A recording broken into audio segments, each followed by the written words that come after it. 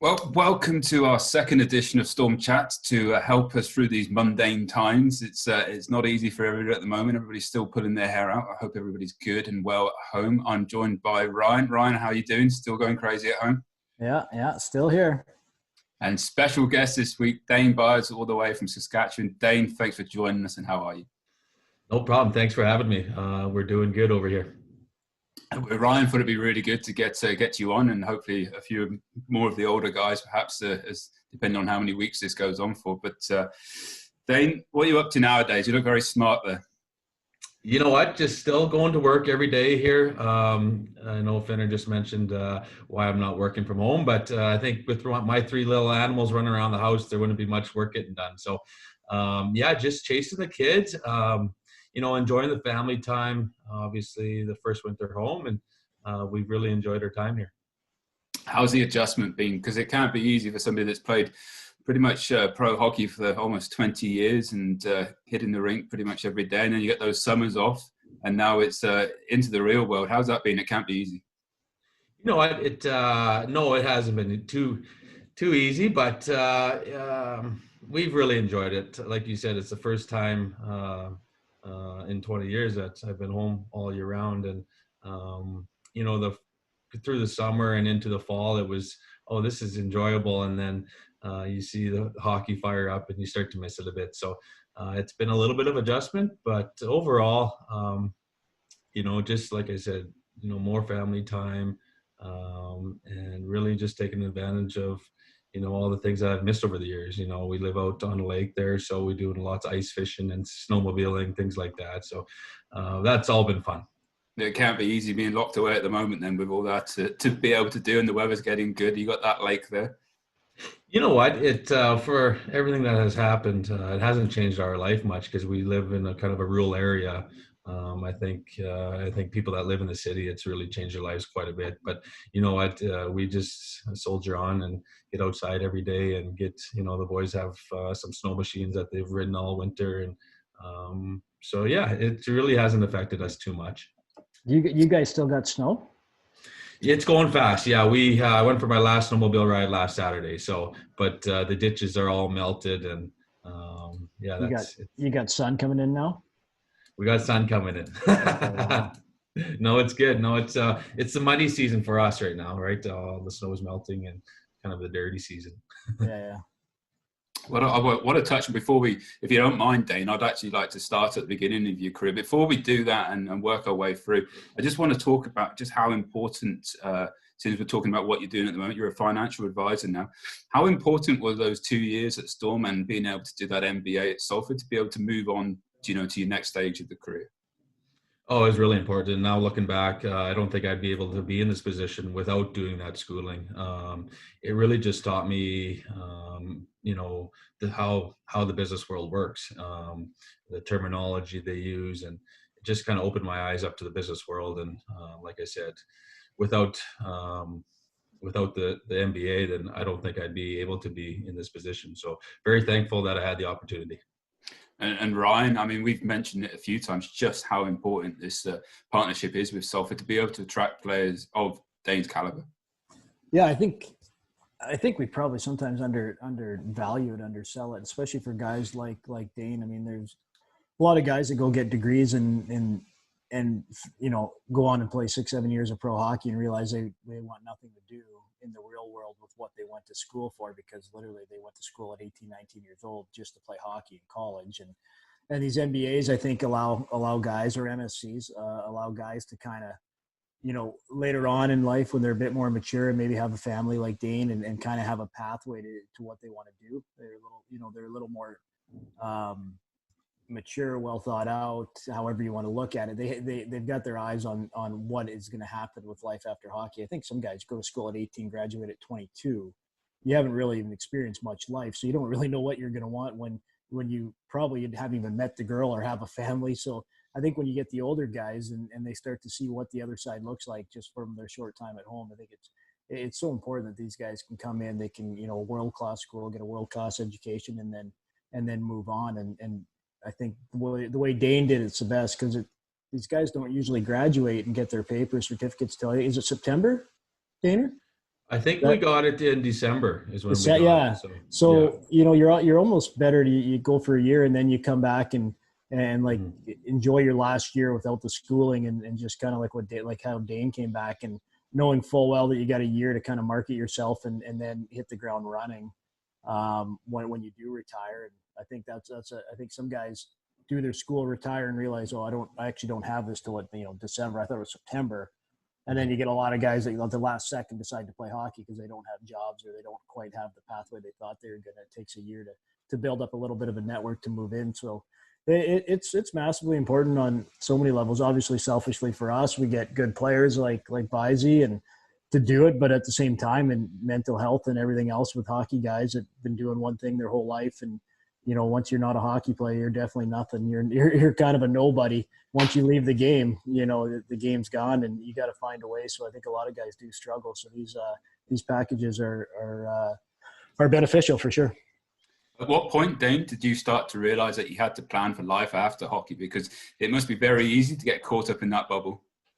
Oh, very easy. Yeah, no, obviously everybody that plays the game kind of figures they'll leave the game on their terms, but that's not usually what happens. The game has a funny way of kind of pushing you out. And, I had 2 years prior in Europe with Finland and Germany. And I think after that Germany year, it wasn't a great year for myself personally. And then I started to, okay, that was probably when I was like, okay, we got to look at something, life after hockey. And then this opportunity came up with Manchester and Finner and, getting some schooling. I said, well, this is a no-brainer for me. Both my parents are teachers, right? So education is very important in our family. So it was an opportunity to, I've had a fairly good career and in my eyes, I got to travel and see a lot of places, and this would be just a great way to end it and have some schooling. Before we get to the end, if you wouldn't mind, I just want to go all the way back to the very beginning. Your WHL days, you were playing quite local to where you are now, is that right? Yeah, it's only about an hour and a half from my hometown, Prince Albert, and it's where I'm working now. So, and I live about 30 minutes away. So it was a great experience in Prince Albert. And Ryan, did you cross paths with Dane back in those days? I know. No, I'm a little older. I think I'm 6-7 years older. I think than Byzie, but but we all I knew his brother really well from I lived in Victoria in Vancouver Island, and I actually played with his older brother, Cole, older brother, briefly in the East Coast League. So and then I don't know if Cole played over in Hull. He was over here for a couple seasons, I think he was. And anyways, we lived in the same hometown. We became pretty good buddies. And so I've always, without actually knowing Dane, I kind of always knew about him. And I mean, I remember, I think I asked when I was coaching in Glasgow, I asked, but I think he'd signed in Finland or he'd signed for a few more zeros than we were ever going to offer. And so we had to wait it out. And then, lo and behold, I think that's how we did the contract. I think I still owe him an agent fee. I think you do. Yeah, he reminded me that, you do still own one. But no, obviously Cole's been a big supporter of mine throughout my career. So he has lots of connections in his industry, and he's owns a restaurant. So, and then he obviously played with Finner. Or you played with him in Victoria? Yes. Yeah. A little bit? Yeah. Yeah. So that's kind of how it all happened. And I think I saw last week that you mentioned it happened in about 20 minutes, the deal. And it was it. I wanted a couple more zeros, but it wasn't coming to me. So once that sank in, then it was good to go. I mean, and then you got drafted by the Rangers. I mean, obviously you didn't go straight to the Rangers. You went to Hartford first of all, playing in the AHL. I think it was the Wolfpack back then. Wolfpack, yeah. Yeah. One season, then you made that one appearance in the NHL. I mean, the following season, how must have that been? A young lad from Saskatchewan into the Big Apple. I mean, that's got to be life-changing. You must have opened your eyes up. Yeah, it was pretty cool. Obviously, it's every kid's dream to play in the NHL, and I would say my road was not the easiest one. I mean, it was just I wasn't a skilled player, so when you finally get there, it feels good, and I got to as many training camps with many superstars, so you get to seeing them around the locker room. It's kind of surreal, right? So but yeah, was fortunate to play a game there. I don't know how many, 5 or 6 in New York, and the MSG, the Madison Square Garden, is pretty neat. All the history in that building. So, yeah, no, it was something that I'll never forget. When you were up, where did you stay? You stay in the hotel right there? You know what? Actually, their practice facility is in White Plains, New York, which is about 45 minutes from downtown. That's where all the guys kind of live around, right? Yeah, they live all around that area. So yeah. We stayed out there and just take a shuttle into the game on game days. Was Purinton there? Oh, big Dale. Yeah, Dale. I played with Dale in Hartford for a full year, actually. Yeah. So, he was obviously tough customer and lots of good times with him. So, you racked up huge numbers in the AHL. That must have been a grind in itself, because that is one competitive league. Everybody's, looking to make that next step up. It must be ruthless. You know what? It's changed actually, quite a bit since when I started there. Every team had 2 lines of just heavy, tough guys, and I remember breaking in, and I wasn't playing a whole lot, so I had to mix it up once in a while. So it was a good learning experience. My other rookies that year were Brandon Dubinsky and Ryan Callahan, and those 2 guys, we played on the line together for that first year, and we actually did fairly well. So, but Jim Schoenfeld was the coach my first year there too. So a lot of history of hockey there.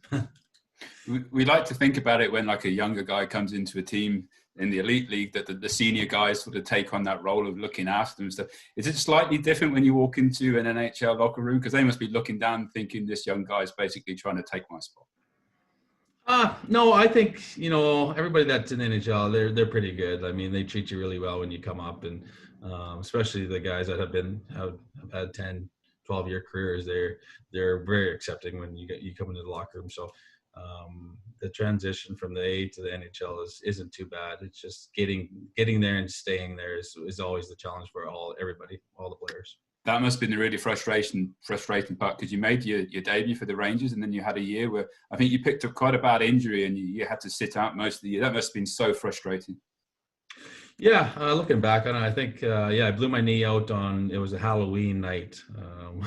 You're all pumped up for a Halloween party after the game, but then I ended up sitting in the hospital all night long. So, but yeah, it's just part of the game, though. It happens, and obviously when it does happen, it's devastating, and then you just kind of get on with it. And okay, what do we got to do to get back in the lineup? So, I think about a 5.5 month recovery, which it is what it is, right? And you made that recovery, and you did crack the roster again the next year. You got to say the 5 games, as you mentioned before, and a goal. Do you know who that was against? It was in Minnesota. I actually pre-game skated in Hartford. Got called up after pre-game skate and flew all the way to Minnesota, which is about a 6-hour flight, if I remember right. And I actually got there, missed warm-ups, got there 15 minutes before the game. And so thank God I got there and was able to bang one home. That must have been, I mean, I say you've had plenty of highlights, but that must be right up there. Yeah, I think so. Yeah, for sure it would be. You dream of playing in the NHL, and then if you get a goal, it's only one, but I got the puck, and it's good for my kids to see. 2015, Ryan mentioned it there beforehand. He reached out to you in Glasgow, but you made the decision to go to Finland. I reached out to his agent across the bar. Probably. What was it that made you go to take that step away from North America, and Finland couldn't be the easiest place to go as well? Yeah, you know what? Like I said, it's funny. The game is funny. I wanted to play one more year in the AHL. I thought I had a deal done, and then the team had backed out kind of right at the last minute, right at the end of August. And, in Europe, all the rosters are full by then, right? So, Finland came knocking, and, it was an opportunity to get into Europe, and didn't have many other options at the time. So. Did you have any? I'm sorry. Were you married then, or did you have any kids? Did they come over with you? Yeah, I had 2 boys. Yep. So Boston Beckham came over to Finland later on. It wasn't until probably November. that they came over. So it was an interesting league. One that I was probably not going to go back to, a different style of hockey, and but it's another experience that Are they all Finnish coaches in the Finnish league? I think so. Yeah, they're kind of like Sweden, right? They kind of close it off. Yeah. I'm not 100% sure, but I would think so. Yeah, they're very serious about hockey, and and then you can see that in the world championships and the Olympics that they've come a long way. Did you feel welcome in those locker rooms with all those Finns? Finnish people they're friendly, but they're not going to go out of their way to say hi to you, But once you get to know them, standoffish. They're standoffish for sure. But I still have some Finnish guys that I talk to, and they're good people for sure. What do you think it is? Why do you think they, like the Finns and the Swedes and stuff, they were able to come over to North America, and for the size of population now, they produce some hell of a players? Yeah, they do. I just think they start working on their skills at such a young age, and it's just totally different. They don't worry about the structure of the game as much. I think they just worry about building their skill set, and now where the game is headed now. That's why they're kind of probably ahead of us a little bit in the skill side of things in Canada. I think we're catching up now again, but yeah. You made that move the next season, so you signed for Cologne over in Germany. Do you feel that was a bit more of a North American style of hockey, perhaps in Germany, a bit easier for you to adapt? Yeah, for sure it would be. Yeah, there's I think each team has 11 imports, or allowed to have 11 or 12 imports, and mostly North American. So for sure that was easier. And we had a Canadian coach, Corey Clouston was there. So the structure, it was just like I was playing back in North America. And then, the Germans are great people also, and it's great culture, and we really enjoyed our time there also. Finna, how are you using, because the DEL2 now, the Elite League's got to that standard now where it's rivaling, it's pretty much team for team, I'd say pretty similar to DEL2. DEL is a little bit higher than the Elite League. Are you able to use that league perhaps to sound out players? This year it's been obviously on the back burner, but yeah, the DL2, I think the DL2, like the top part of the DL2, I'd say is the Elite League. I think the bottom is definitely way lower. Yeah. Your top teams. I think we saw that Hilberon team last year, and they were a top 4 team there. There's some good players. I think they have a real good system now. I was talking to Pete, and I think every DL2 team pretty much has it's almost like an American League, East Coast League thing going on there, or NHL American, however you want to look at it, where they tie up with DL2, and they send all their good young Germans down. I think that's the big difference, is they have that pathway, to develop these kids. Like the import levels are a good import here will be a good import there. And then the next level at the DEL are your American League 20 goal guys, not your American League kind of fourth line guys, third, fourth, like they're your offensive guys. And it's good hockey. We played, I think when I was in Glasgow, we played one of them in the Champions League, and it was, I think, Ingolstadt we played, and we beat him at home, and we kind of had a pretty good game against him there. But it's more North American hockey, Baiji, like in the DEL. Yeah, for sure it would be. Yeah, like I said, it depends. We had a Canadian coach too, so I think that helped a little bit for me personally. But overall, with so many North American imports, it's definitely that kind of a structure. But they take it very serious now in Germany also. Yeah. The fans take it very seriously as well. I've been to a few games, and I've been to Dusseldorf. I've been to the Dusseldorf Cologne derby, and that's electric atmosphere. That must have been special to play. Yeah, that was pretty special. I didn't even know that was my first game. I couldn't believe it actually. They're just like soccer games. It's like the soccer games and football games in Finland or in England.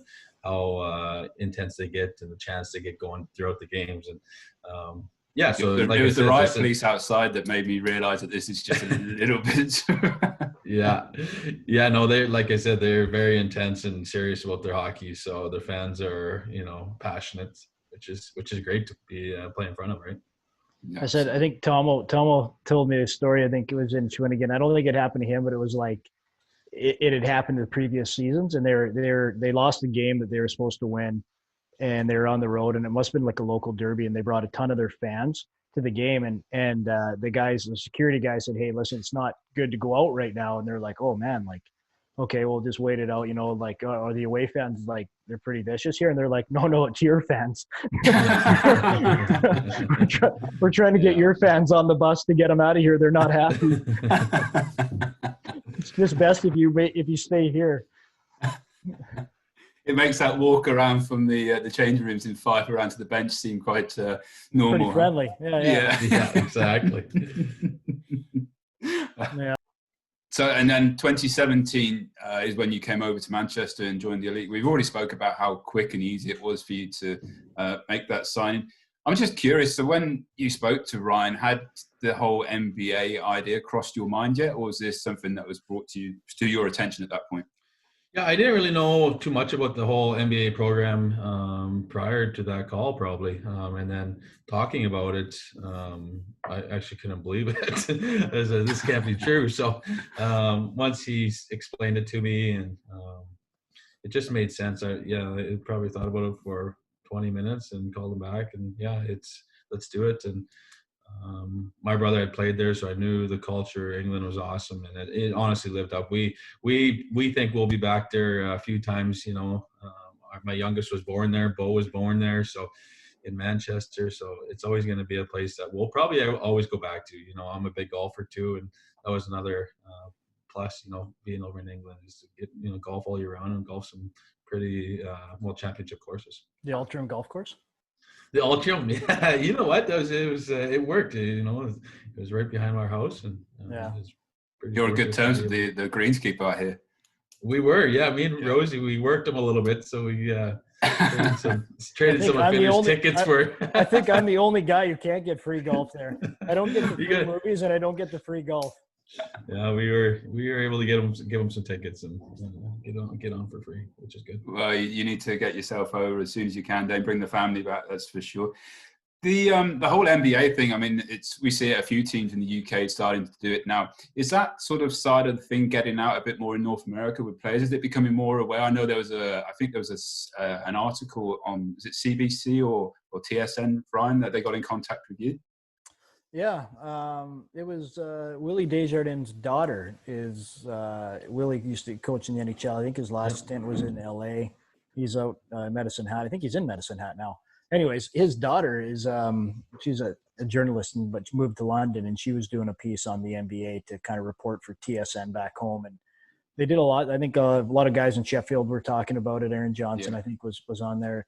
Yeah, so they kind of just did a whole piece on that as far as what. I think a lot of people don't realize the life experience that they take for guys, because it's not necessary that you have to have a college degree to get in, but there are some parameters that you have to meet to get in. So it's a unique way like that for guys that have gone on. And, a lot of guys that from where Bizey and I are from, you play junior hockey, you leave home at, 15, 16, depending on when your birthday is. And get drafted, and then once you get drafted, you want to get signed, and once you get signed, you go to make the NHL. Like, you're just a one-track mind. You're like a machine, and then you look, and then you get to a point where, like they said, you're not going to make it. You're not going to go up. Now you go to Europe, you do your thing in Europe, and then after a while, you start you get 25, 26, 27 years old. You got a wife and a kid, and you're starting to wonder about life after hockey, and that's where these packages come in so handy for these guys. I mean, and like Bizey said, they're almost unbelievable when you get offered it. It doesn't make sense. And then all the guys always do well, like the university. I mean, we wouldn't still have the program if the guys didn't do as well as they do. They actually are, like, typically they said, we don't know how, but they actually score at the top end of our program all the time. And one of the professors, who's a huge fan of the team and what we do, he always relates it back to the life experience that these guys go through compared to potentially just the university student that then went and maybe did a couple of years doing this or that, or interned here or that, or got a job doing something and then decided to do their MBA. He said the scope of where these guys come from and what they go through, and from an early age of competing for spots and moving away from home at something like 15, 16 years old. You learn a lot along the way that you can put in, and if you can figure out how to put that on paper, they score pretty well. So it's been a great tie, and we just extended our deal with the university. They've gone through some change there, so we've kind of had to go back through with all of them. Basically, there's only a couple that you probably wouldn't recognize hardly any of them. they've had a whole shift Mm-hmm. in deans and everything. So it's kind of been like we had to resell the program again, but we're back up. We lost a couple of spots. First year, I think we had up to like 6 or 8. Every time I went for coffee, I was able to squeeze one, but maybe that's why the dean's not there anymore. But yeah, it's massively beneficial, and guys should take advantage of it. And like I always say, if you're contemplating even going to Austria for a few more bucks and you don't have an education, like this is going to serve you way down the road, especially in today's world. And Dane, is that getting out a bit in like the player fraternity? I'm not sure, but I just know, I try to sell it to players in my position. After going through it, I definitely do try to recommend it. And I think I've said this before to people, is it's different when you're ready to learn and you want to learn too. Like Finner said, you can get a 4-year degree and then go on and travel, or go on and play some hockey for the next, and then you come back and that's the degree is no good to you. So you want to, it worked out perfectly in my situation, but it definitely is something I do recommend it to some players that I know were in my position. Given how important these spots are, Ryan, do you have to put like a more emphasis on when you're recruiting these guys to make sure that, one, they're going to represent the club well, 2, they're going to perform well, because it's hard to move those guys on if they're not? Yeah, I mean, obviously, yeah, you got to make sure. I mean, anybody who wants to do their MBA or MSc, will have thought about it. It's not something they're just going to come in blindly and will feel confident. Like I said, we've yet to encounter really any issues within it.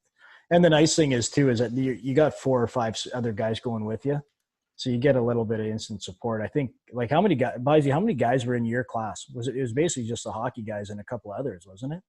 Yeah, I think we had 4 that we carpooled every day together, and then 3 or 4 more in our class. So probably a total of 8 in the class. Yeah. So did you take the trip abroad at the end? Yeah, of course. Yeah, we went to Colombia our year, which was, it was great. We didn't know what to expect. Obviously, nobody had been there, so it was a good life experience. It wasn't what you watch in the movies. There's very nice people over there, and Narcos. Didn't feel. Yeah, exactly. Didn't feel unsafe at all. It was at the end of the season. Yeah, we were all and then flew home from Colombia back home to Canada. So it worked out. Perfect. I mean, when you break it down like that, I mean, it's just tremendous, isn't it? You get a chance to come over to the UK, Manchester, one of the greatest cities in the world, play ice hockey, live in Altrincham, get an education, and then have a trip at the end of it out to Colombia. Yeah, well, the wife was pretty jealous I got to go on a trip. I had to go home with the kids, but it worked out really well. I got to go for school, babe. What do you want me to do? Exactly, yeah. Yeah, she couldn't argue too much. Yeah. I don't want to go.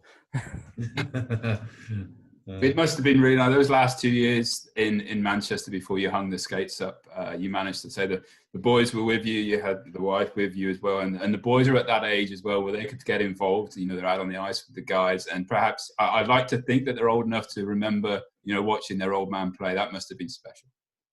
Yeah, you know what?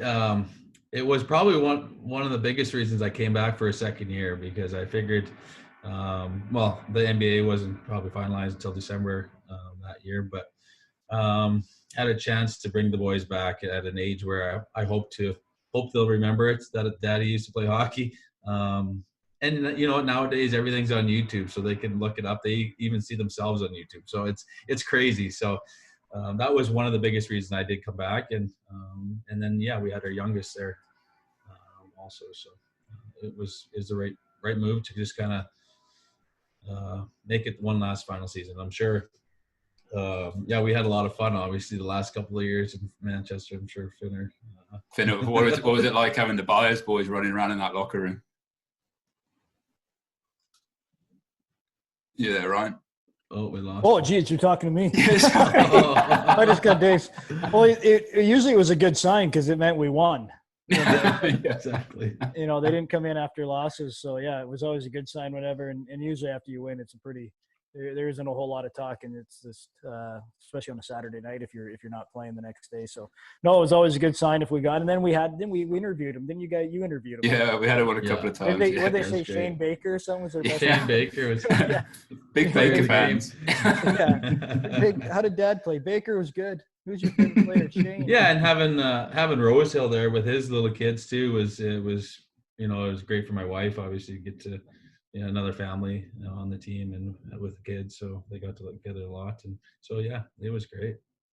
You mentioned there about how that was the reason why you perhaps came back for a second year. You kept us guessing a little bit, the fans. I don't know what conversation you were having with Ryan, but at what point did you know that you were perhaps done in the game? Was that at the end of the second season? Are you glad you stayed on for that second year?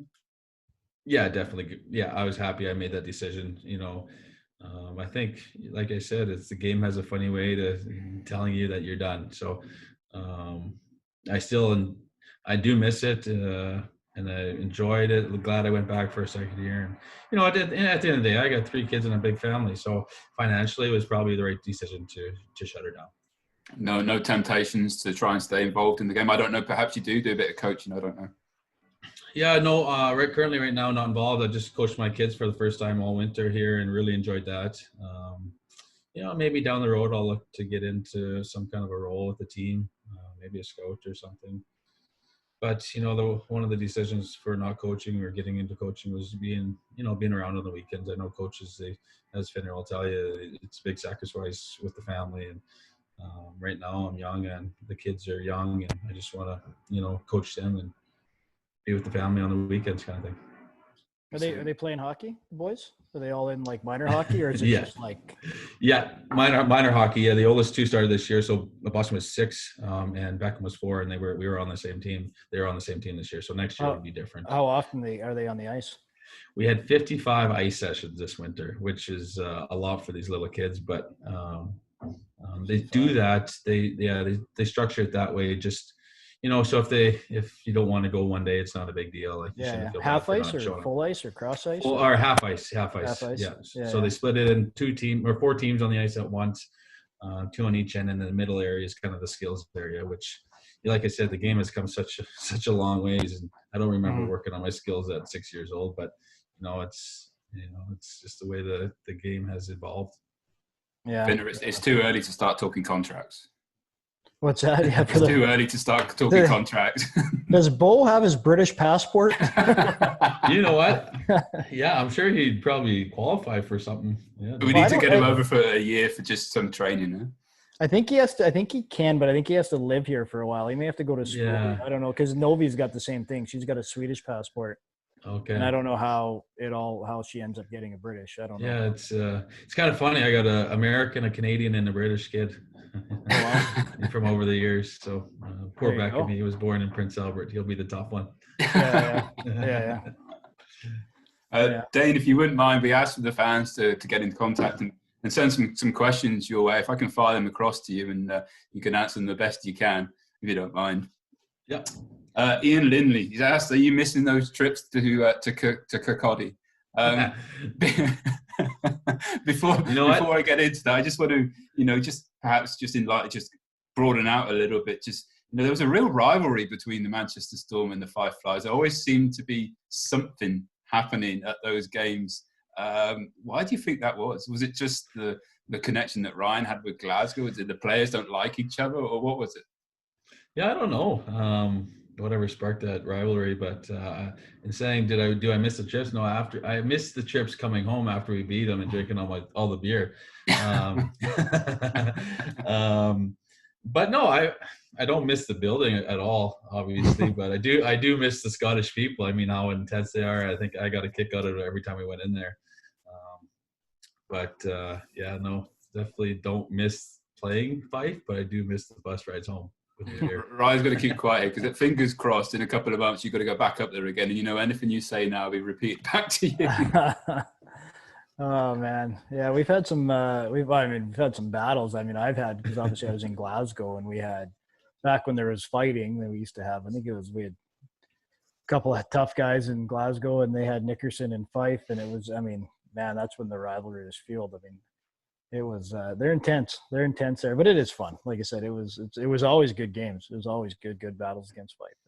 Hey Dane, do you reckon if you played one more game there, you'd be able to remember which end you got to go for post game? You know what? That still doesn't make sense to me why they do that.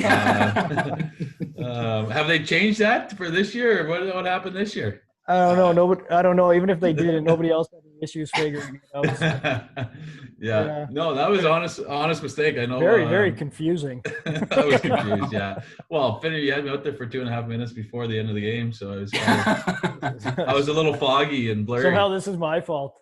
This is my fault. I didn't get the compass out. That was a big game. I think it was like a 2-1 game too, and we needed a win. And like I remember that was like there's a lot of emotion in that game, and then there was a lot of emotion after that game. I can remember watching it on the webcast and say I think we did lose, and I switched it off, and then about 2 minutes later my phone just exploded because I didn't watch all the post game. Yeah, no, it still doesn't make sense why they do that. Craig Nickel, favorite building to play in? Well, I'm guessing it's not Kirkcaldy. Favorite Storm goal and your favorite career goal? Oh, okay. Favorite building? I mean, I don't really look at the buildings. I'm going to say Manchester. I mean, it was a fun place to play when it was full. So, other buildings are bigger and nicer. But I played in many over my career, and once you get playing the game, I'm not looking around in the stands picking my nose. So it's all the same. So I'm going to say Manchester. It was a fun building to play in when it was full, and the fans are great. So and they're loyal. And favorite Storm goal, if you can pick one out for the 2 seasons. I mean, you racked it. How many goals did you get for the Storm? Was it 163 goals for the Storm? Yeah, I've scored so many over my years. I don't know. I think I have a memory of me scoring a shootout winner against Nottingham. That's that was the one that was in my head. You scored. I can't remember what year it was. Yeah. What has the Storm captain got? Can he win it in overtime? Here comes the Storm captain, number 34 for the Manchester Storm, driving in, looks to find, he does! Dane Byers scores on a penalty shot in overtime to win it for his team, 2 points, and they mob him. Yeah, I think that was the first year, I think, or second year maybe, I'm not sure, but that sticks out a little bit in my memory. There's a goal at the Shelton, I should have researched it, I can't remember who it was, and you scored, and your celly was... I don't know. You just kind of skated around the boards and held a pose. You really milked that. Yeah, well, at my age and knowing I was going to be finished, I had to milk every one of them. In your last season, you scored you had 29 goals. You went on that streak though, didn't you? You scored like 15 and 15 or something crazy, or 15 and 10. Yeah. That's not a bad way to go out though. You can at least tell people you could have played another 10 years. I turned into a goal scorer by the end of my career. Yeah, you just ran out of time. I ran out of time. Just hit my prime. If we could flip your resume around, we'd see more NHL. No kidding, right?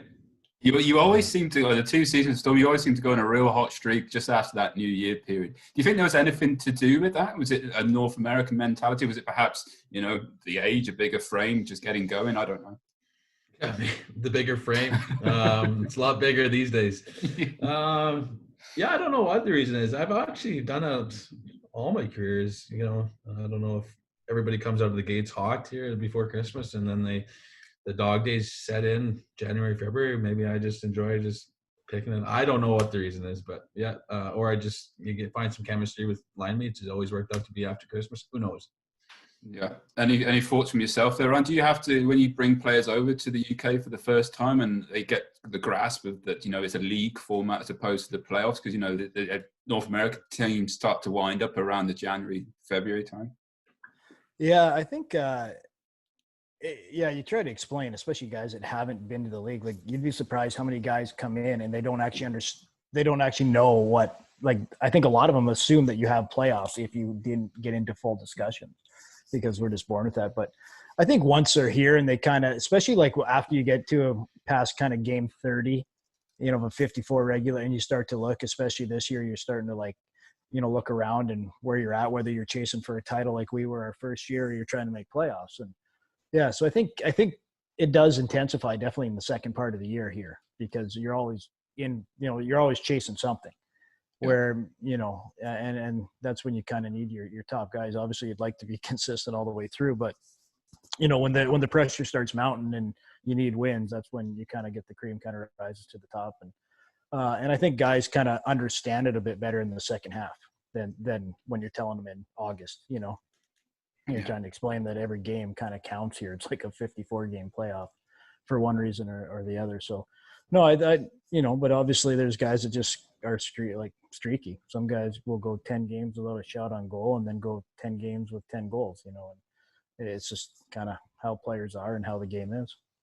Speaking of runs, I don't know. I was just doing a bit of research. Dane, you did hold the record, and you might be able to tell if you do still hold the record in the AHL for the most number of games in the season. Do you still have that? I think it's 84 or something. Yeah, that's not a good record to hold. That means, so what happened? Yes, I do. I believe I was traded twice in one season. So every time I got traded, that team had games in hand. So it's not something to be proud of.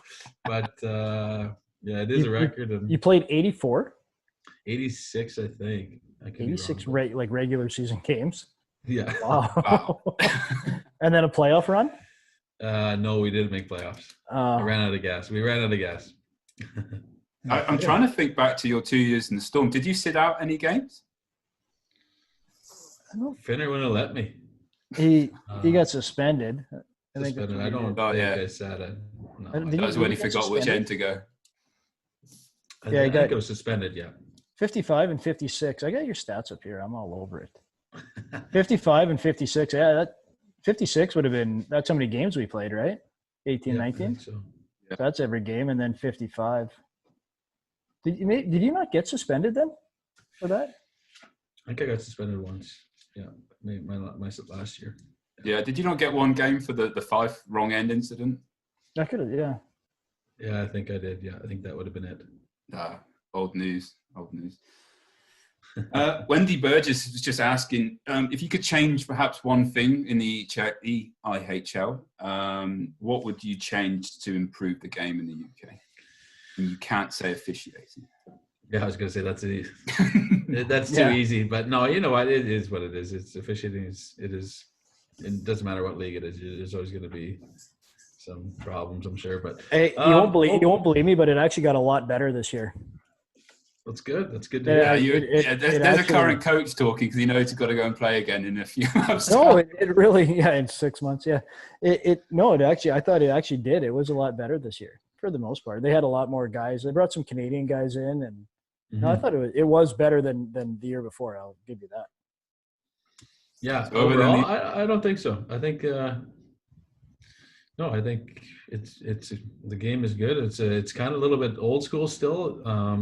If any league is right now, I think England is. But hockey in general is changing. It's evolved into skill, and you don't have the tough fighters, as many fighters nowadays. But you still, I don't know what happened this year in the league, but there was still the odd scrap. I know the last couple of years I was there.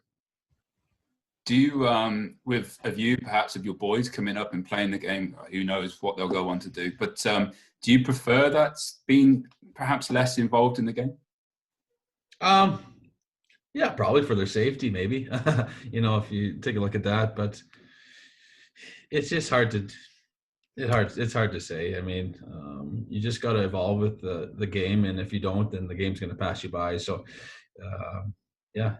just evolve with it, and for their safety, I guess. Yeah, it probably makes sense to be. It's good that the game has changed and not so physical, and getting less head injuries every year. I think that's good. Big Russ Herron, he's got in contact. He says, "Hope you're well, Dane, and the family's good." He's just asking, do you miss playing the game? I mean, you touched on that there earlier. Yeah. Like I said earlier, I do miss it. I didn't probably miss it till, around Christmas time when you're sitting at home with the family and, watching Hockey Night in Canada on TV. And then you think of all the good times and make good memories over the years that I had. And shout out to Big Russ and Greggy, though. I see he commented. Yeah, Greggy got in contact as well. I mean, that must be an eye-opener, having Greggy as driver. I mean, the best. He was the best. Yeah, he's definitely the best bus driver I had through my career. And he always made sure the boys were well taken care of on the bus with hot dogs and some beverages. Will Wright, favourite Storm moment. I guess you could probably open that up to a few things: on ice, off ice. Yeah, I was trying to think. I have a memory. I think we were down 5-2 Finner in Sheffield, and we came back and won 7-5. Do you remember that? Yeah. Yeah. That was our first year. Would that be my first year? It was our first year. Rosie got kicked out, remember? Yeah, exactly. It was a high stick, and they called him for when he got it. Rosie he got tossed his stick into the and then he tossed the curtain incident. Yeah. Then he got 7 games for tossing his stick into a curtain. And, crazy, yeah. So I would say that we were down 5-2, and I remember I don't think we came off the ice much, our line, and we were down 3 goals twice or something like that, and then came back and beat them. Yeah. We came back and won 7-5, so that felt good. It's that year when we had Rosie and yourself and said the league, you can stay out of this if you want, Ryan. The league seemed to have a real hard on for our team, and that curtain incident sort of highlighted it. Did that get to you guys? It was just it's comical in the dressing room, right? That was one thing, though. The guys that Finner had brought in, you knew every night everybody was going to give their all every night. Especially that first year with Rosie in here. We had Rosie, Moff and Becca, and brought in Pitt, right? And Hammy, those guys. Every night you knew, it was almost a competition throughout the team, who was going to have a better night, between the lines. So I think there was a healthy competition within the dressing room. And when you get a team like that, that's when things can really happen. We just came short of the title. Yeah, so. that was a fun group because it was like we had so much offense, but then we had so much FU in our game. We had so much we had so much grit, and then like even guys that weren't tough. I mean, we had so many guys around them that we just played like so almost reckless, and like when guys got suspended, another guy would step up, or I can remember that game against Dundee. Can you remember when you had 3 guys basically going? I think there was Springs, Bakes, and maybe Dane as well. I can't remember. We're talking on commentary, just like you can pick who you want. Every single guy in that roster will stand up for their teammate. Yeah, it was a fun year. Obviously we went through a lot. Yeah, off ice we all got along too. So every day off we were hanging out together, and probably causing Finner to pull his hair out a little bit the odd time, but I think it's a big part of why we came together every game and played hard for each other. That must be a bit. I mean, Ryan mentions it quite a bit. I wouldn't mind getting your perspective as well. I mean, having using the city as a benefit for guys to be able to come in, and it's a good place to stay. It's a good place to enjoy the game because we perhaps can't match other teams' wages. Yeah, Manchester City. I didn't know anything about it before I got there, but yeah, it's a great city. We loved every minute. I mean, Altringham's a 20-minute train ride there, and we would go down there on an off day. I know even a quick flight over to Dublin if we had a couple of days off. So it's a great location and a great spot to play in England. We enjoyed every minute of it. And the last question we got in was from Lightning Jack, and he just asked, what team do you dislike the most, and why is it Sheffield? We didn't like any of them, to be honest with you. But you know what, you do dislike the teams that, for me personally, that have the higher budget and they bring in all the studs, they think. And so I kind of like that underdog feeling and playing hard against those top teams, Belfast, Sheffield, Nottingham, those guys with the big budget. If those games you will beat them, it felt really good. Mm. So, Ryan, you got anything else for Dane before we perhaps let him go? No, that's it. Good seeing you again, buddy. Let me know what those numbers are saying. Yeah, I'll keep you posted. Yeah, but, she's a volatile world right now in the finance. Oh man, I can't remember, man. Well, thanks. Oh, yeah, thanks, Dane. Love to the family and the kids, and as you mentioned beforehand, we hope to see you sooner rather than later back at the shelter, and I'm sure you'll get a really warm welcome. Yeah, absolutely. No, I'd love to come back. So Finner, just find a flight for me once this is all finished and fly me over. From North Dakota? Saskatchewan. Winnipeg direct? No, that sounds good though. Yeah, we'll have to look into that once. Hopefully, we get going here, and then we can start putting some plans in play. Sweet. Awesome, guys. Thanks for having me. Thank you, Dane. Appreciate Thanks, it. Buzzy. Yeah. See you guys. Take care. Cheers, man. Bye. Well, a huge thanks for Dane for joining us. I really enjoyed talking to guys who have been there and done it, and Dane certainly has been there and done it, and he was a great ambassador for the Storm whilst he was here. Ryan, you just also wanted to touch on a few other things before we wrap things up here.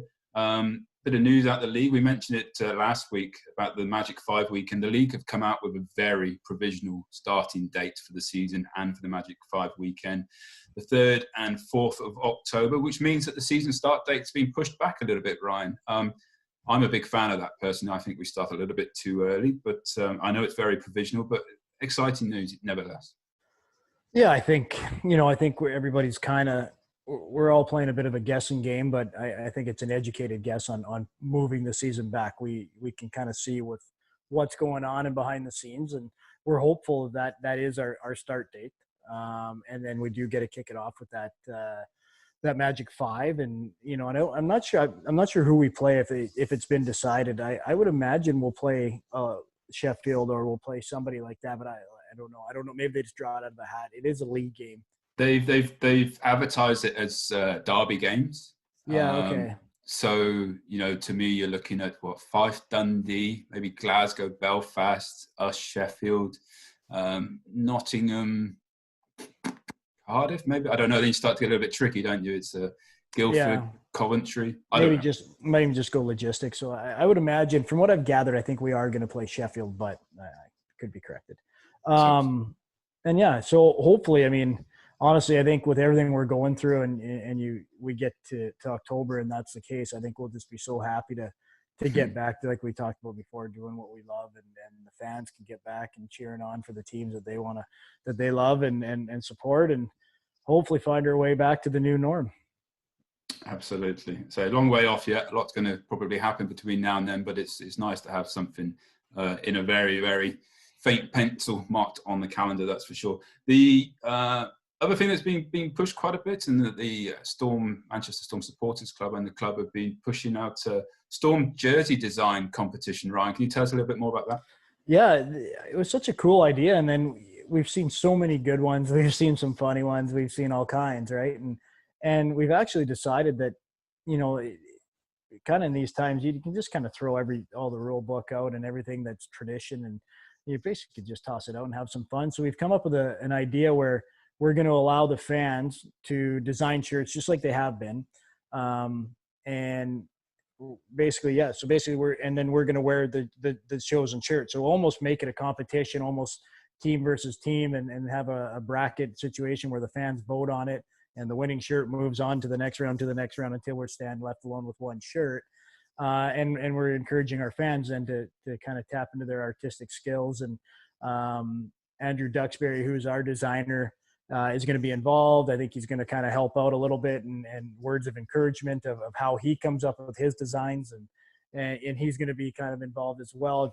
We may have to narrow it down to 16 or 20 or however many, to get the competition going. But I think it's just a unique way for fans to get involved and then actually potentially see the shirt they designed on the ice next season. I think we'll wear it at a minimum of 5 times. So there has to be a home jersey, has to be a dark jersey, and Liam and we'll put out all the kind of the rules of the competition. And I think it'll just be a great way to engage with our fans, and fans engage with one another, and have some fun during this kind of, downtime.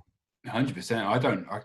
I'm sure maybe it has happened in the past, but I certainly don't recall any teams that have allowed their fans to actually design a jersey and for it then to be worn, in a game situation. Yeah, I think it's just, instead of a one-off, we decided to almost use it as a third jersey, and just put it in our in our wardrobe really, and bring it out, and hopefully, and it's just meant for fun, and hopefully everybody can have some fun. And I know we've been talking about ways that we can make it more fun, and maybe more of a competition, and try to get some wind behind it, and see if people can get involved. And like you said, we've seen so many just coming across Twitter, so many great designs and some real beautiful jerseys. I think Andrew actually sent over a couple. He's like these are as good as I can do, and he said these are fantastic. So yeah, it'll be a lot of fun. It'll all be fan voted. So the one with the most votes moves on, and eventually we'll get a winner. The Storm will be regularly updating fans, how the season ticket commitments have been going. I use that word on purpose because, as you mentioned last week, it's important to get it out there because things are so uncertain at the moment that these are commitments, and no money's going to be taken until things are resolved and we know where we're going. Yeah, I think that's the big emphasis is there's, no money's leaving any accounts until we have a clear picture of what is happening next year. It won't be a situation where the club is going to owe fans money back. That won't happen. We want to make sure we get the commitments and we get our season ticket holders back, and we understand the situation. We're asking a lot, but we've had a huge uptake and a real good response and real good communication with a lot of longtime season ticket holders that are just waiting to see what is happening with, the furloughs and jobs after it, and even just the way that the economy is going. I think there's a lot of people just taking some time, and we completely respect that. But I think the big thing is that there is no money coming out of any accounts. We're not exchanging any of that right now. We're just looking for commitments to save your seat and just to have an idea of where we're at next year. So, because it's a tough spot to judge what kind of budgets we should put out, and you want to make sure that you're sustainable first and foremost, and season ticket take up is a big part of that. Perhaps just explain why it is important and why the club need to get an idea of these numbers. I think it kind of gives you a good idea. Obviously, that money comes in fairly quick and fairly early in the season, and it also goes a long ways to a lot of the cost of starting the season ups at the start, right, and then the profits at the end. And as you move forward, you naturally kind of climb the mountain until you get over the top, and you're good, because the players have visas and they got to get on flights and housings, and everything is at the start. So that's why it's so important to have these season tickets and that influx of money coming in. It's what kind of generates and goes, especially after the tail end of last year, where you basically lost all your, not revenue, but all your profit, potentially profit, but you lose a lot of money off the end that would carry you through the summer and into next year. So it's so important this year that we actually get a good idea of how many season tickets we're going to get committed to, so then we can kind of organize our budgets off of that. It's the way the game is. It's there's a lot of expenses coming out and a lot of money changing hands here at the start of the year to get all these guys in and to get up and running. I don't know if anybody's picking up on some rather heavy breathing at the moment. There's nothing untoward going here. It's just that my wife Sam's just got in from her afternoon run. It was a hard one. I'm going to have to check it out on Strava. I'm scared of walking past. Good job, Sam. Shout out to Dave Fairbrother, one of the stewards at the Manchester Storm. He's around at the Zamboni door corner. You walk good segue into that. Yeah, exactly. Dave has been using his allocated daily exercise time to great effect. He's been walking 8 kilometers every day that this lockdown's on, in full hockey gear, raising money for Patch Amnesty, which is a mental health wellbeing charity. You fancy that, Ryan? That's that's pretty incredible, and that's so good. I mean, it's so good to see people that are doing that, especially in this weather, too. We always talk about the people that take the huge wide bursts right now. You see the guys walking in oncoming traffic just to get away from you. I could only imagine what they're doing when he's walking down the sidewalk with that. But what a great idea and a fantastic way to raise some money. And we'll definitely be I'll definitely be throwing some money his way to help him out, and hopefully our fans can get behind him, because that's not an easy thing to do, walking 8 kilometers in hockey equipment every day. Yeah, no, absolutely. If you can't find Dave on Instagram, I know he's been using his Instagram account to log his walks and stuff.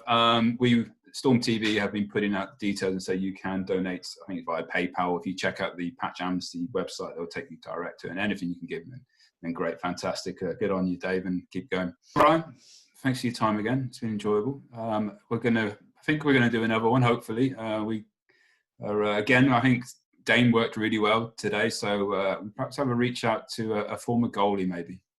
Yeah, if fans don't think we're too boring, I mean, it's a good way to pass the time, and Hopefully the fans enjoy it, and definitely, yeah, we'll maybe try to get Clemmer on. We haven't even talked to him, but we'll just hopefully he sees us and he'll tweet in. But we'll try to reach out to Clemmer there and see what he's been up to. Absolutely. Okay, folks, thanks again for joining us, and keep across all the social media feeds for any news and updates and stuff. And we'll see you again soon. Thank you. See you, folks.